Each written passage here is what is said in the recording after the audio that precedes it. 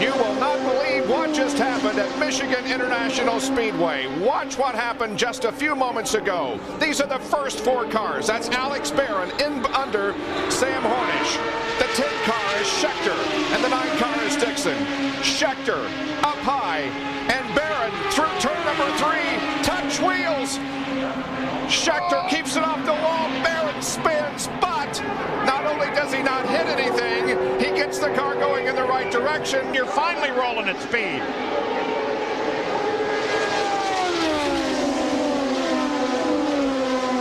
Dixon runs high. Hunter Jr. has to fade. The engine. On board with Scheckter as they go 3 wide. Hornish is trying to come back at Takagi. 3 wide, 3 wide, 3 wide. He's squeezing him high. 3 wide. He's looking at 3 wide. Second fastest last time around was Alex Barron, who was in that spin, now runs 6th. Great for Alex to be able to do that. When you have a situation like that, you've got to get yourself calm. He's a professional back out there. Get right back down to the pace. He wants to have a shot at winning. And Scott, there's always humor in something. They radioed to him and said, now that your heart beats back down to normal, let's go racing. Scheckter, Hornish Jr. side by side again. On board with Barron. He was hooked up before, Paul. Look how much speed he's got right now. Look at this. Try it 3 wide on the top side. Look how close they are. Oh, careful, Alex. You already touched 1 car today. You don't put too many pieces of paper in between those 2 wheels, Paul. He's going to try it again on the backstretch. So is Hornish.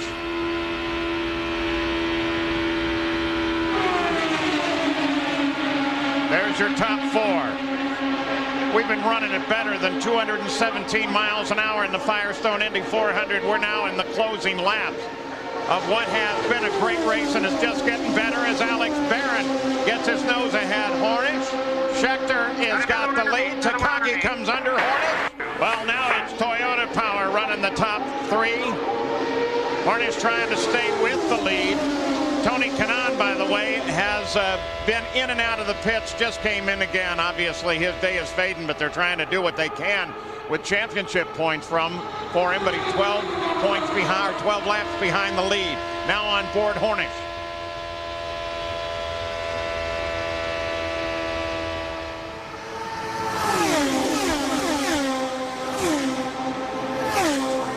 Look at that. That's the whole front of the field at better than 216 miles an hour last time around. Barron tries it again. Hornish seems to prefer this groove. I think he's still got a bit of push going on, Paul. He didn't seem to like being in the middle of those 2 cars. Watch him to make all his moves high.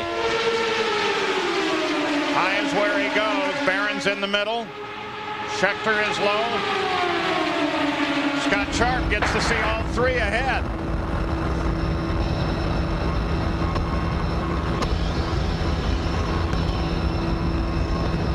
They continue to go 3 wide. We'll be back after this message in a word. Barron is trying to get around him once again. 9 cars, all within 4 seconds of one another. Everybody going for the lead. The back of the string is Al Unser Jr., currently 9th. On board with Barron, the Hollywood Morris non-entry.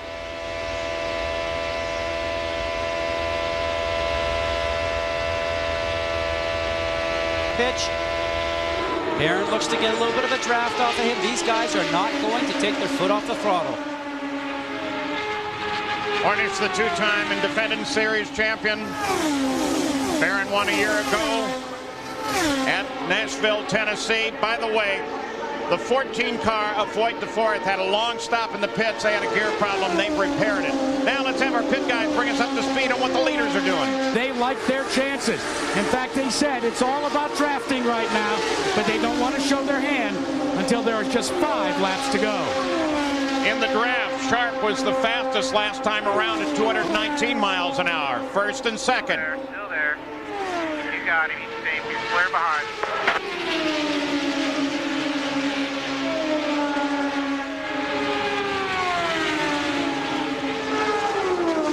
Find out right now if you can stay on the low side, keep that low lane clear.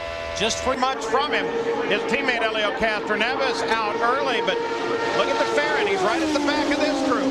And you've got to give credit to DeFerrin's crew. They worked so hard, changing the Curte flaps on that car, adjusting the downforce to the racetrack in the glorious 35 years of Indy-style racing at this plant.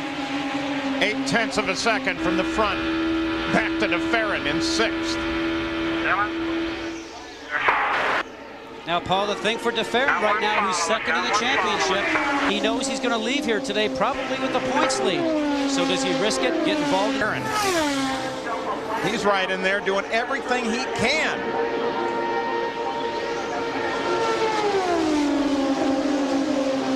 This outcome could have a substantial impact on the points, depending on how they finish, and that is far from certain. But with Kanaan struggling, Dixon could take the points lead, but so could DeFerrin. I was going to say, Paul, the one thing that's certain right now, I've been in this position before, when you don't lift lap after lap for these last 25 laps, your leg gets numb. You're pushing that pedal so hard, it's going into the floorboard. All these guys are thinking about right now is pushing it harder to see if they get more speed out of the car. And guys, I'll tell you, they don't need to have grandstand seats. Every member of this crowd is standing right now. They haven't sat down since the last 20 laps. Those were sitting, though. They're up high. They can sit. Once the bottom are standing up. Now watch, Hornish is on the low side, and what's happening with Barron and Scheckter, they're going to push each other along. Two cars are going to run faster in a line than one by itself. But the low line of Hornish, will that actually make up for the speed difference those two guys might have on top? Into the final 10 laps, the final 20 miles. Interesting to watch Scheckter right now. Hey, fellas, quick comment from Pancho Carter. He radioed to his driver and said, now it's time to pull the pin. Pancho Carter, the spotter up for Sam Hornish Jr., as we mentioned right at the start of the telecast.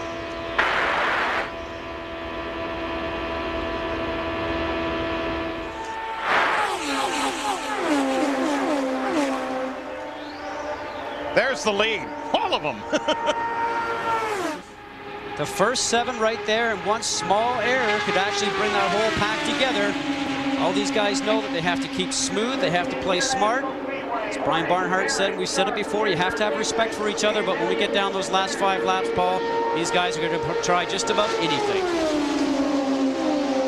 Alex Barron, it's been a year, and he's in a part-time ride right now, substituting Felipe Giuffoni. Where else? Gonna be looking outside, coming outside. He's thinking of going somewhere else, Jack. This new Chevrolet motor is certainly going to give him a second thought. Barron tries Hornish again. He's got him by a nose right now.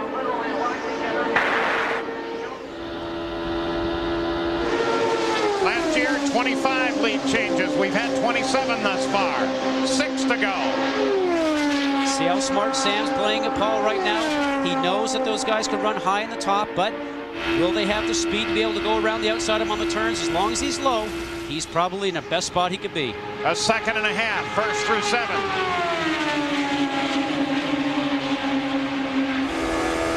Remember, we talked about Scott Sharp, middle of the field for qualifying, second fastest in warm-up. Maybe he's got some more to offer. 3 wide again. You're clear. They're 2 wide behind you. Hornish is still hanging on. We know those 2 cars running together in line, we talked about before. And sometimes when you want to make a run. 2 to go.